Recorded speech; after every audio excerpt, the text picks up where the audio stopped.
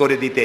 নবী করিম সাল্লাল্লাহু আলাইহি সাল্লাম বলেছেন, এটা হচ্ছে সেই কোরআন, এই কোরআন নিয়ে যখন আমি জেনেদের সামনে কোরআন তেলাওয়াত করেছি, তখন জেনেরা একথা না বলে পারে নাই, ইন্না সামি'না কুরআনান আজাবা, আমরা একটা আশ্চর্য ধরনের কোরআন শুনেছি।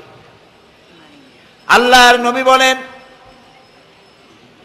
জেনেরা আমার মুখে যখন তেলাওয়াত শুনল, তারা বলল, ইন্না সামি'না কুরআনান আজাবা, আমরা এক আশ্চর্য ধরনের কোরআন শুনেছি।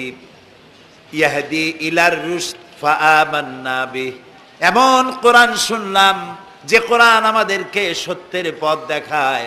আর কোরআন যখন শুনলাম, আল্লাহর নবী বলেন, জেনেরা ঈমান আনলো আর তারা পড়ে নিল লা ইলাহা ইল্লাল্লাহু মুহাম্মাদুর